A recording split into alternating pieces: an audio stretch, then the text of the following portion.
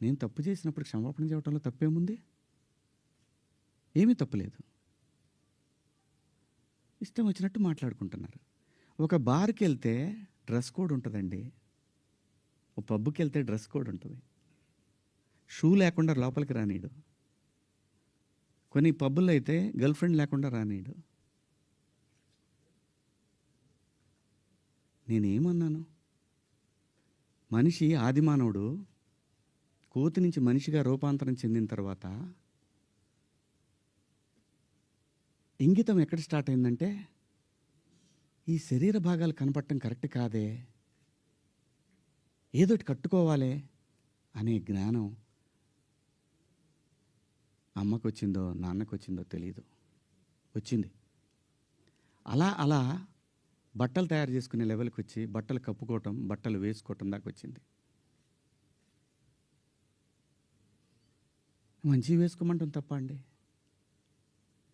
కాదు, ఇదేం సిస్టము, ఆ సిస్టమ్కే పోతామన్నోళ్ళు పోవచ్చు. ఎవరూ తప్పేం లేదు. ఎవరిష్టాలు వాళ్ళయి, ఎవరిష్టాలు వాళ్ళయి. ఇక్కడ నాకు కాన్స్టిట్యూషన్లోని సెక్షన్స్ గురించి చెప్తా. ఈ సెక్షన్ ప్రకారం మహిళల్ని అని చెప్పి టిఎఫ్ఐ ఉమెన్ వింగ్ పెట్టారు. చట్టం నాకు తెలుసు, కాన్స్టిట్యూషన్ చదువుకున్నాను. భారత రాజ్యాంగము హక్కులతో పాటు బాధ్యతలు కూడా ఇచ్చింది. న్యాయమూర్తి దగ్గర ఒక కేసు వెళ్ళినప్పుడు దాని తాలూకా ఇంటెన్షన్ చూస్తాడు. Provoking also crime, provoking also crime.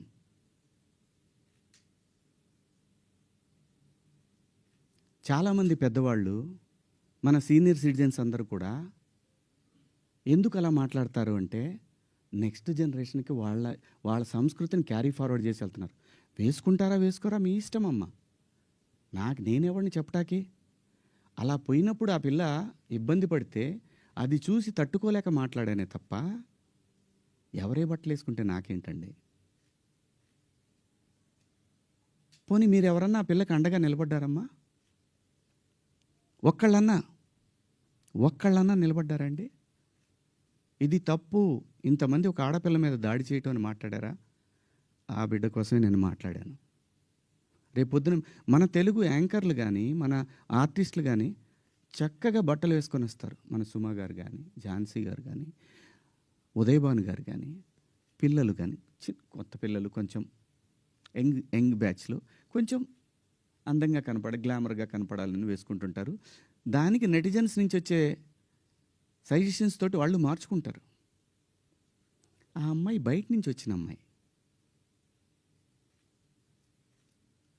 మనకి రెస్పాన్సిబిలిటీస్ కూడా ఉంటాయి కదా. నేనెవరిని హక్కుల్ని హరించడానికి? నేను ఎవరిని అనలేదే పలానా వాళ్ళ పేరు పెట్టి. బలైంది ఎవరు? ఇప్పుడు ప్రజల చేతిలో బలైంది ఎవరు? నాకేంటమ్మా, నాకేంటి అనసూయ గారు, మిమ్మల్ని ఎందుకంటాను నేను? అసలు మీరు ఎందుకు వచ్చారు దీంట్లోకి? నేను మిమ్మల్ని ఏమన్నా అన్నానండి? నేను అన్నాను, అమ్మా బయట నుంచి వచ్చిన హీరోయిన్లు కానీ మన హీరోయిన్లు, ఎగ్జాక్ట్ వర్డ్స్, హీరోయిన్లు కాస్త ఫంక్షన్లకు వెళ్ళేటప్పుడు కొంచెం మంచి బట్టలు వేసుకొని వెళ్ళడమ్మా, మనకి ఎందుకు ఈ దరిద్రం బయట, వాళ్ళందరూ ఎగబడతారు. నిన్న మనం అక్కడ చూసాం కదా. మనం కొత్తగా చూపించేది ఏదైనా తర్వాత ఒక పదం వాడాను, విచ్ ఈస్ రెడిక్యులస్. నాకు వాడకూడదు ఆ పదం. నాకు ఇప్పటికి కూడా అది ఎన్నాళ్ళు హాంట్ చేస్తా తెలీదు. నేనా ఈ పదం వాడింది అని. ఓకే, నేను మనిషినే, నాకు కర్మలు ఉంటాయి, పొరపాటు జరిగింది.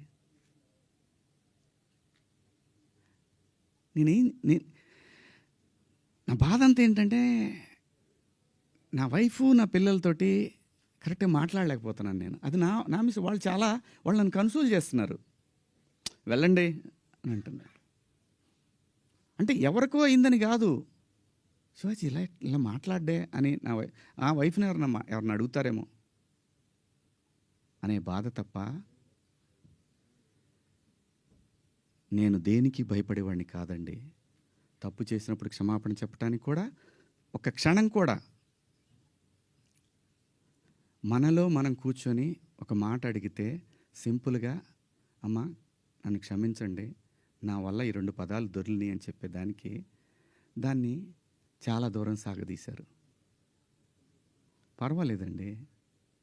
మేము పడటానికి ఉన్నాం. పడతాం.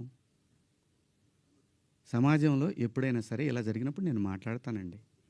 నేను ఖచ్చితంగా మాట్లాడతానండి. నేను ఏ తండ్రి వదిలేస్తారండి పిల్లల్ని? ఇంకొక పదం ఒకప్పుడు ఒక జర్నలిస్ట్ మేడం గారు స్వేచ్ఛ మగాడిచ్చాడా అనే అంటే ఇదే డివిజన్ తీసుకురావటానికి.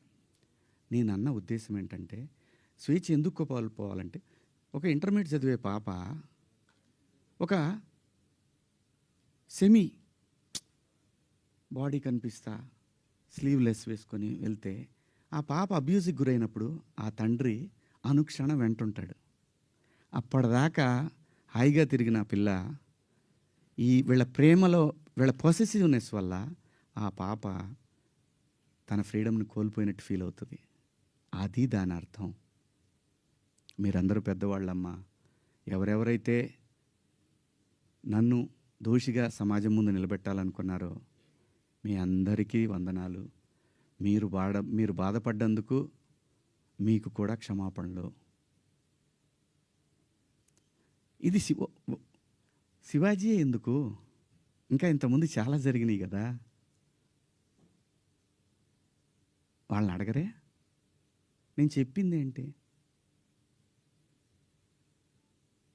మనకెందుకమ్మా? సమాజంలో ఏ తప్పు జరిగినా అందరూ వేళ్ళన్నీ సినిమా ఇండస్ట్రీ వైపు వస్తున్నాయి. ఆడపిల్లల రేపులు జరిగినా, లేదంటే తాగి పిల్లలు మాబు దాడులు చేసుకున్న ఒకడికొకడు ఒక సమూహాలు కలిసి, ఆ సందర్భంలో మాట్లాడాలా లేదా? విత్ గుడ్ ఇంటెన్షన్ నేను మాట్లాడినా, నేను వాడిన పదాలు అన్పార్లమెంటరీ. ఆ 2 పదాలు. ఇంతకు మించి నేను ఏ తప్పు చేయలేదు. చేస్తే క్షమాపణ చెప్పడానికి వెనకాడను. నేను ఎదురుదాడికి కూడా వెళ్ళే మనిషిని కాదు. నా కోసం నా ఇంటెన్షన్ అర్థం చేసుకున్న వాళ్ళందరికీ కూడా థ్యాంక్ యూ సో మచ్. ముఖ్యంగా అనసూయ గారు నా ఇన్సెక్యూరిటీ గురించి మాట్లాడారు. అవునమ్మా, మా హీరోయిన్ని